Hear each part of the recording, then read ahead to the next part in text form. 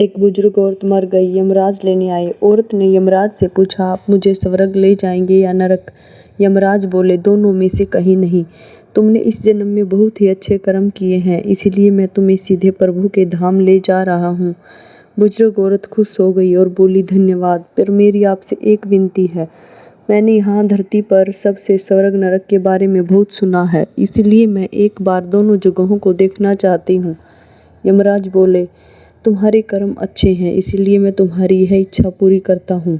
चलो, हम स्वर्ग और नरक के रास्ते से होते हुए प्रभु के धाम चलेंगे। दोनों चल पड़े। सबसे पहले नरक आया। नरक में बुजुर्ग औरत ने जोर जोर से लोगों के रोने की आवाज़ सुनी।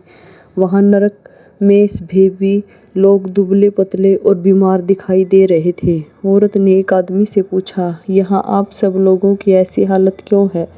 आदमी बोला, तो और कैसी हालत होगी, मरने के बाद जब से यहाँ आए हैं हमने एक दिन भी खाना नहीं खाया।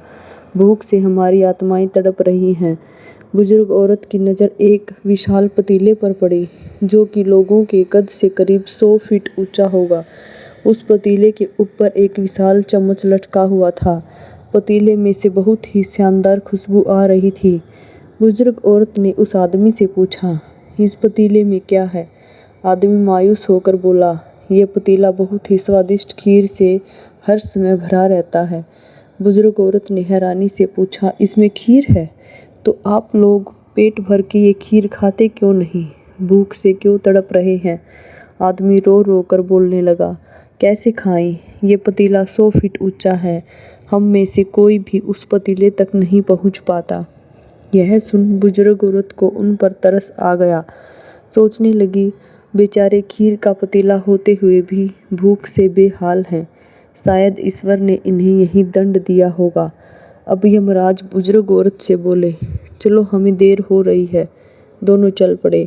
कुछ दूर चलने पर स्वर्ग आया। वहाँ पर बुजुर्ग औरत को सबके हंसने और खिलखिलाने की आवाज़ सुनाई दी। सब लोग बहुत खुश दिखाई दे रहे थे। उनको खुश देखकर बुजुर्ग औरत भी बहुत खुश हो गई। पर वहाँ स्वर्ग में भी बुजुर्ग औरत की नज़र वैसे ही 100 फीट ऊंचे पतीले पर पड़ी जैसा नरक में था। उसके ऊपर भी वैसा ही चम्मच रखा हुआ था। बुजुर्ग औरत ने वहाँ लोगों से पूछा, इस पतीले में क्या है? स्वर्ग के लोग बोले, इसमें बहुत ही स्वादिष्ट खीर है। बुजुर्ग औरत ने वहाँ लोगों से पूछा, इस पतीले में क्या है? स्वर्ग के लोग बोले, इसमें बहुत ही स्वादिष्ट खीर है। बुजुर्ग औरत हैरान हो गई और उनसे बोली, पर यह पतीला तो 100 फीट ऊंचा है, आप लोग तो इस तक नहीं पहुंच पाते होंगे। उस हिसाब से तो आप लोगों को खाना मिलता ही नहीं होगा, आप लोग भूख से बेहाल होंगे। पर मुझे तो आप सब बहुत खुश लग रहे हो, ऐसा कैसे? इनमें से एक व्यक्ति बोला, हम सब लोग तो इस पतीले में से पेट भरकर खीर खाते हैं। औरत बोली, पर कैसे? पतीला तो बहुत ऊंचा है। व्यक्ति बोला, तो क्या हो गया? पतीला ऊंचा है तो यहाँ पेड़ पर कितने सारे पेड़ हैं।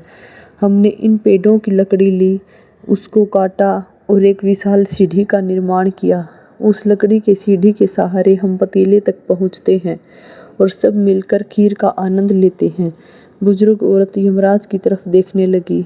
यमराज मुस्कुराए और बोले, ईश्वर ने स्वर्ग और नरक मनुष्य के हाथ में सौंप रखा है। चाहे तो अपने लिए नरक बना ले, चाहे तो अपने लिए स्वर्ग। ईश्वर ने सबको एक समान हालतों में डाला है, उसके लिए उसके सभी बच्चे समान हैं। वह किसी से भेदभाव नहीं करता।